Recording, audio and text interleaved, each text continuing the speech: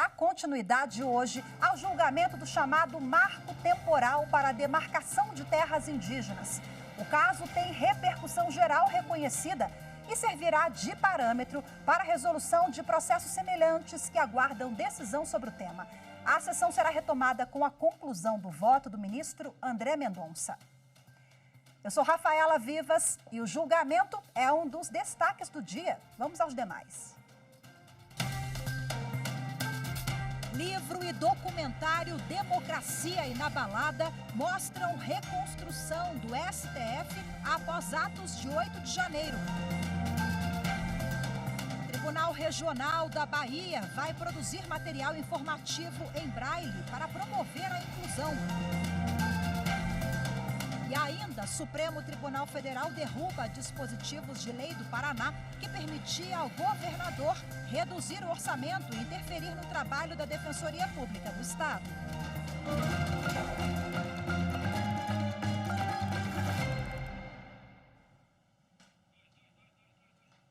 Com a autorização da Justiça, a Polícia Federal no Espírito Santo, em conjunto com a Receita Federal, deflagrou na manhã de hoje uma operação para desarticular uma associação criminosa envolvida em esquema de criação de empresas de fachada. Os empreendimentos eram utilizados para envio irregular de dinheiro ao exterior, lavagem de dinheiro, empréstimos bancários fraudulentos e fraudes em dispensas de licitações e contratos públicos. Foram cumpridos 17 mandados de busca e apreensão em municípios dos estados do Espírito Santo, Rio de Janeiro e Minas Gerais. Ordens de sequestros de imóveis e de apreensões de veículos e embarcações, além de bloqueio de valores no montante de 25 milhões e meio de reais. A operação contou com a participação de 70 policiais federais, 8 auditores fiscais e analistas tributários da Receita Federal, e apoio logístico da Polícia Militar e da Marinha do Brasil.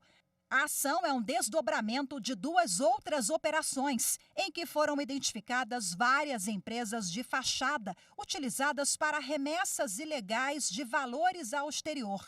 Também foi verificada a utilização dessas empresas em contratações públicas, com fortes indícios de direcionamento e corrupção.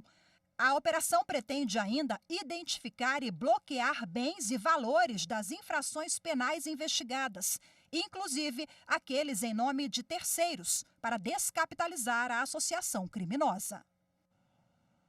O Tribunal de Justiça do Distrito Federal e Territórios condenou à aposentadoria compulsória o juiz de 2º grau João Luiz Fischer Dias por assédio moral, assédio sexual e moral cometido contra 3 funcionários do gabinete dele. O juiz ocupava a vaga de magistrado suplente de desembargador. Esse é o primeiro caso dessa natureza no tribunal. Uma decisão unânime do Supremo Tribunal Federal derrubou dispositivos de uma lei do Paraná que permitia ao governador reduzir o orçamento e interferir no trabalho da Defensoria Pública do Estado. A norma estava suspensa desde 2015. Acompanhe na reportagem de Amanda Mustafa. A ação no Supremo Tribunal Federal foi apresentada pela Associação Nacional de Defensores Públicos, questionando uma lei de 2014 do estado do Paraná que permitia ao governador reduzir o orçamento da Defensoria Pública Estadual e limitar a autonomia funcional e administrativa do órgão. Segundo a associação, desde que a Defensoria Pública do Paraná foi criada, o governo do estado vinha criando obstáculos que atrapalhavam o trabalho da instituição e subordinavam a defensoria ao governo. A norma foi suspensa em fevereiro de 2015 por uma decisão liminar do ministro Ricardo Lewandowski. Em decisão unânime, o plenário do STF declarou que as regras criadas pelo governo do Paraná são inconstitucionais. O relator da ação, ministro Nunes Marques, argumentou que, de acordo com a Constituição Federal, somente o defensor público-geral do Estado pode apresentar proposta de lei sobre o orçamento ou atividades do órgão. Entre os dispositivos invalidados pelo Supremo estão os que tratam do modo de nomeação do defensor público-geral e os que disciplinam a contratação e remuneração de defensores públicos e servidores. O Tribunal Regional Federal da Primeira Região decidiu pela aposentadoria pela iniciativa privada, decidiu que ela não pode ser excluída de concurso público da Caixa. O repórter Lincoln Freitas tem os detalhes.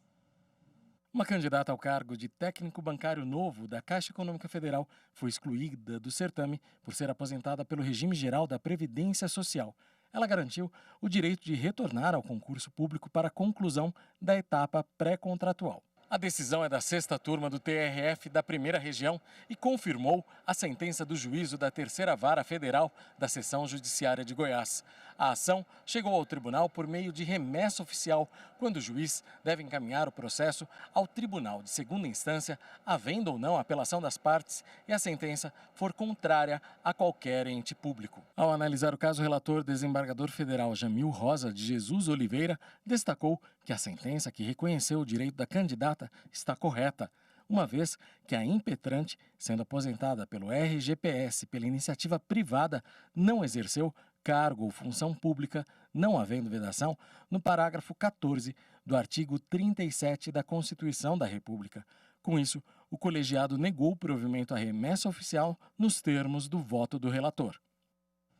A 3ª turma do Superior Tribunal de Justiça decidiu que menor sob guarda judicial do titular de plano de saúde deve ser equiparado a filho natural. As informações com a repórter Marina Campos. O colegiado deu provimento ao recurso especial para determinar a inscrição de uma criança sob a guarda da avó em seu plano de saúde, na condição de dependente natural, sem os custos adicionais do dependente inscrito como agregado. Na origem do caso, a criança, representada pela avó detentora da guarda, acionou a justiça para garantir a inclusão dela no plano de saúde como dependente natural. O pedido foi negado em primeira e segunda instâncias. O Tribunal de Justiça de Mato Grosso do Sul entendeu que a operadora não poderia ser obrigada a oferecer serviços sem a respectiva contrapartida financeira e que não houve violação aos direitos da criança com a negativa. No STJ, a relatora ministra Nancy Andrighi afirmou que a decisão do Tribunal Estadual destoa do entendimento da Corte. Segundo a ministra, a jurisprudência do STJ já se consolidou no sentido de que o menor sob guarda é tido como dependente para todos os fins e efeitos de direito, inclusive previdenciários. E o conceito de dependente foi firmado pelo tribunal sob o rito dos recursos repetitivos, tema 732. Desta forma, a 3ª turma reafirmou o entendimento de que o menor sob guarda judicial do titular de um plano de saúde deve ser equiparado a filho natural, impondo-se à operadora a obrigação de inscrevê-lo na condição de dependente natural e não de agregado. A seguir, Tribunal Regional da Bahia vai produzir material informativo em braille para promover a inclusão. Os detalhes em instantes, voltamos já.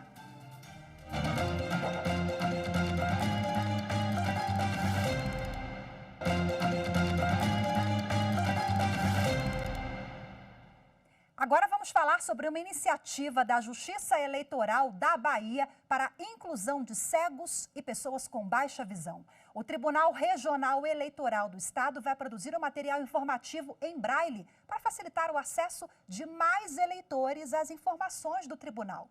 Quem conta pra gente é a repórter Amanda Mustafa. Caracteres em relevo lidos com a ponta dos dedos. É o sentido do tato que possibilita que pessoas cegas ou com baixa visão possam ter acesso ao conhecimento por meio do braille. Em breve, essas pessoas vão ter acesso a diferentes peças produzidas pelo Tribunal Regional Eleitoral da Bahia, que iniciou o processo para produzir cartilhas, folders e convites em braille. As revistas Urninha e Votinho no combate às fake news e à desinformação serão traduzidas para o sistema de leitura. A ideia do Tribunal Baiano é ampliar a atuação da Justiça Eleitoral no Estado no combate à desinformação e melhorar a acessibilidade com a inclusão de diferentes perfis de eleitores. E agora, para falar sobre o assunto, eu converso ao vivo, de forma remota, com o secretário de Gestão Administrativa do Tribunal Regional Eleitoral da Bahia, Antônio Moisés Braga. Olá, secretário, boa tarde, seja muito bem-vindo. Olá, Rafaela, boa tarde, obrigado por me receber. Bom, o prazer é nosso. A cartilha nós já mostramos na reportagem, mas o senhor está com ela aí, né? Mostra para a gente a cartilha e o que a pessoa vai ter acesso. É uma linguagem bem simples, acessível, né? E essa cartilha traz informações sobre voto, cidadania. Conta para a gente, Moisés. Antes de tudo, eu me declaro homem pardo, olhos e cabelos pretos. Estou usando uma camisa social listrada, com detalhes em rosa, azul e branco. E atrás de mim tem uma parede cinza. Bom, tudo começou dessa cartilha aqui, ó. Já estamos vendo, muito bacana, a cartilha. Essa cartilha. Pois bem, ela dá início a esse processo, esse projeto grandioso, né? Isso. Ela foi idealizada pelo nosso colega Victor Xavier, que também é o secretário de Planejamento, Estratégia, Eleições e Inovação. Inclusive, Rafaela, o cara entende tudo de combate às fake news. Se vocês quiserem fazer uma matéria sobre isso, eu recomendo que fale com ele. O cara é fera em combate à fake news. Com certeza. Então, ele vai vir conversar com a gente também em momento oportuno. Mas siga lá. Pronto. Tudo começou com essa cartilha. Meu colega Victor perguntou se teria como a gente imprimir em braille. Eu falei, eu não vejo por que não. Aí perguntei a ele, mas por que parar só na cartilha? Por que não fazemos outro material informativo, como folders, como panfletos? Aí eu falei, e por que a gente não faz também diploma de eleito? Imagine se um candidato com deficiência visual é eleito, como seria fantástico a gente entregar para ele o diploma em braille. E aí foi crescendo. A gente também já definiu que vamos fazer a Constituição Federal, o Código Eleitoral, Estatuto da Criança e do Adolescente, Estatuto do Idoso. Então, o projeto está crescendo muito e está ganhando um corpo que a gente não esperava, o que é muito bom para a gente. Que bacana, e atende todos os perfis, né? De eleitores. Nós estamos falando de acessibilidade, claro que é importantíssimo, mas de cidadania, de inclusão sobre todos os aspectos, né? E que impacta também, claro, na autoestima dessas pessoas, que agora vão ter acesso a leis, ao diploma e, sobretudo, quando a gente fala de justiça eleitoral, é muito sensível, porque a partir daí a conscientização do eleitor vem o futuro, né? Das novas gerações, o voto consciente, uma coisa puxa a outra, né, doutora Antônia? Exatamente. E a questão da acessibilidade é um ponto muito caro para a gente, muito querido para a gente. Uhum. Nós temos no nosso balcão virtual atendimento em Libras. Nós temos um aprimoramento contínuo da acessibilidade nos imóveis do tribunal. Nós estamos elaborando uma cartilha de termos que normalmente a gente utiliza e não sabe, né, ou não se dá conta que esses termos são discriminatórios. Quais, então, por exemplo? Por exemplo, dá uma de João sem braço. A gente então, usa isso no dia a dia e não se atenta, né? Verdade. Não se atenta. Então, nós estamos fazendo uma cartilha que vai mostrar que nós devemos evitar essas expressões. Uhum. Nós também estamos contratando um curso de contratações inclusivas para que nos oriente a praticar novas ações afirmativas.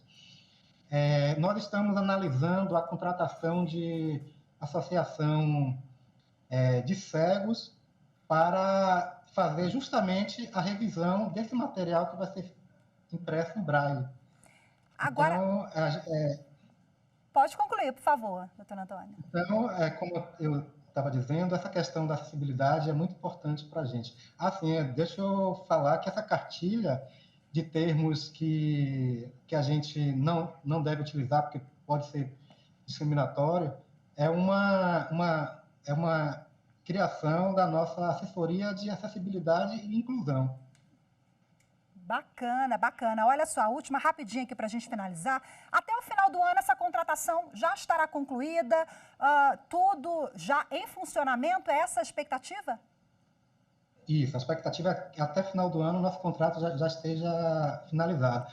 Outra coisa, Rafaela, que eu lembrei agora, nós vamos disponibilizar para qualquer regional, qualquer eleitoral que porventura tenha algum candidato eleito com deficiência visual, esse diploma.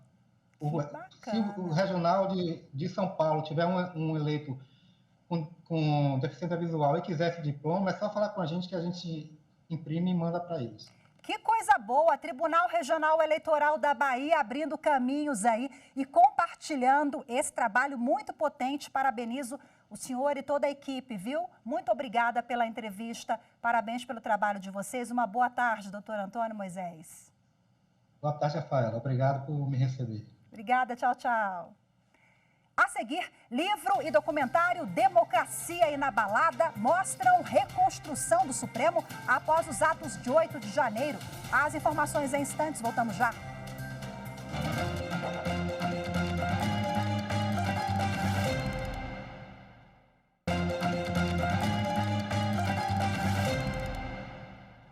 O Supremo Tribunal Federal considerou inconstitucional a transferência de titular de cartório com base em simples exame de títulos. Em julgamento no plenário virtual, a maioria dos ministros determinou que para assumir o cargo é preciso ser aprovado em concurso de provas e títulos. A reportagem é de Carolina Chaves.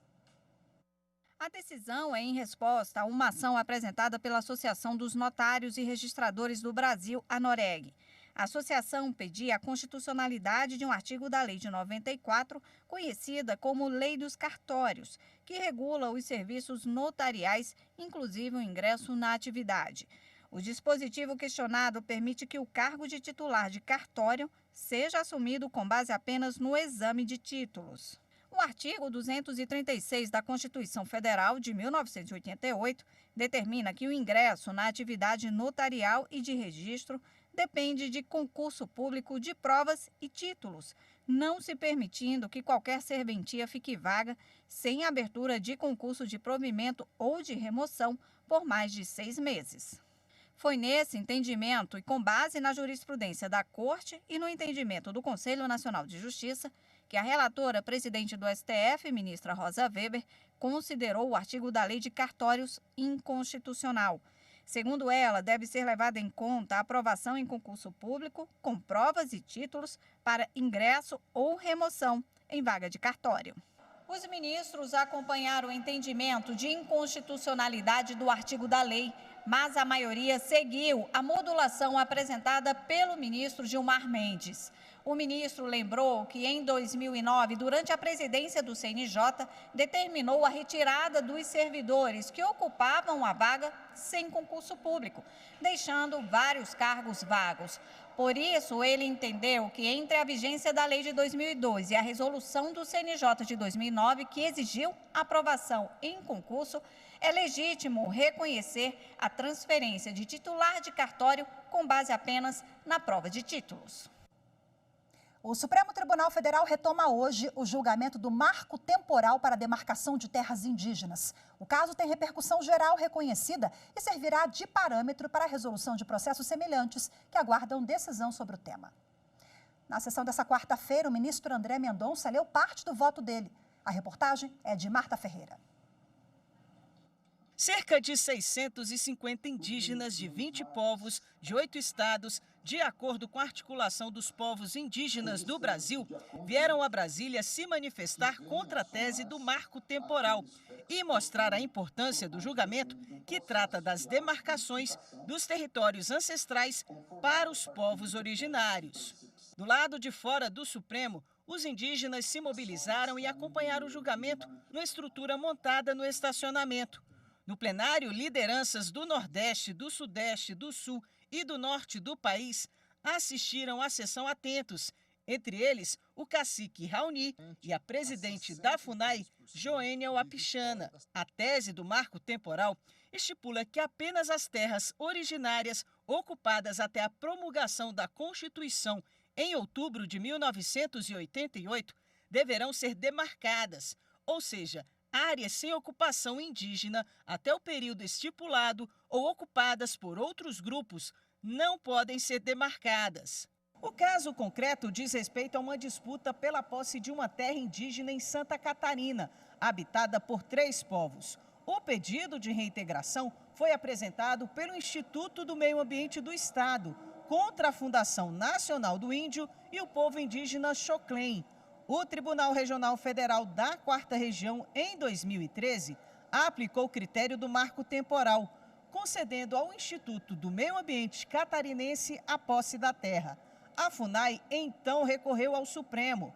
O tema tem repercussão geral reconhecida, ou seja, a decisão tomada aqui vale para todos os processos do tipo no país. Segundo dados do Conselho Nacional de Justiça, há 226 processos suspensos nas instâncias inferiores do Judiciário, aguardando uma definição sobre essa questão. O recurso começou a ser julgado no STF em setembro de 2021, mas um pedido de vista suspendeu a discussão.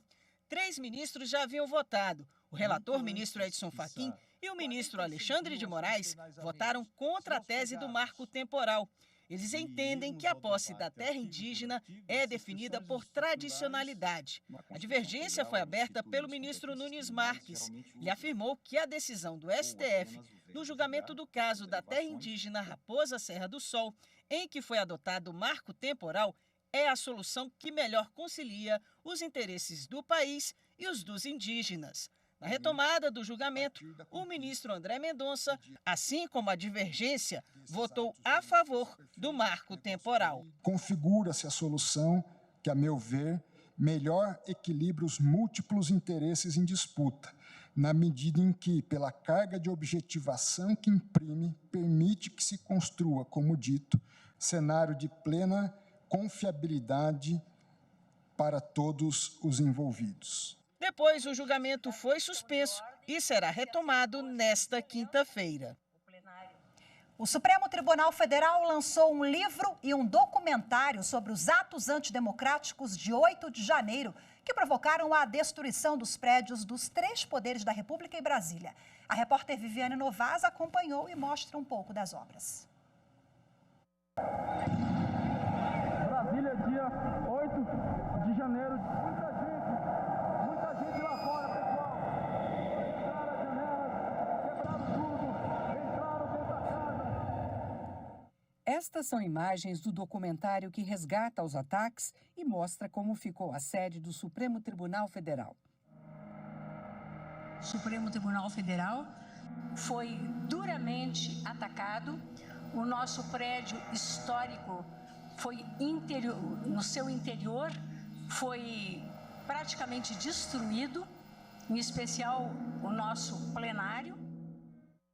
O vídeo tem depoimentos de quem trabalha na Suprema Corte e de todos os ministros. Patriotas que envergonham a pátria, pessoas que falam em Deus, mas vão ter dificuldade de entrar no reino dos céus.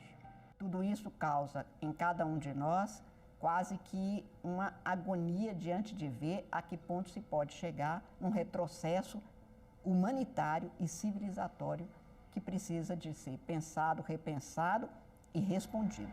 O documentário mostra a campanha Democracia Inabalada, o trabalho de restauração, o abraço dos servidores e colaboradores em volta do prédio reconstruído. O STF também lançou este livro que segue a mesma linha do documentário. Tem a invasão e a reconstrução do prédio, a restauração de obras de arte, a sessão que abriu o ano judiciário com o plenário recuperado e o depoimento de ministros, servidores e colaboradores. O livro e o documentário foram lançados no Museu Ministro Sepúlveda Pertence. Os presentes assistiram a um trecho do vídeo. A presidente do STF, ministra Rosa Weber, disse que os atos de 8 de janeiro fortaleceram a democracia. Este ignóbil ataque às instalações dos 3 pilares da democracia brasileira não podem ser esquecidos para que não mais se repitam. Longe, contudo, de fragilizar nosso Estado democrático de direito, veio a fortalecer a comunhão nacional em torno do princípio nuclear que consagra a prevalência da ideia democrática. A ministra ressaltou que os vândalos vão ser responsabilizados. Estão sendo investigados e processados com o rigor da lei, observados por óbvio os princípios constitucionais do contraditório e da ampla defesa, os que conceberam, praticaram, insuflaram e financiaram os atos criminosos. Hoje ficamos por aqui, mas antes, lembrando, se você quiser assistir o vídeo inteiro dessa campanha Democracia Inabalada, está no site do Supremo Tribunal Federal, que é stf.jus.br. Muito obrigada pela sua companhia, ótima tarde, até amanhã, tchau, tchau.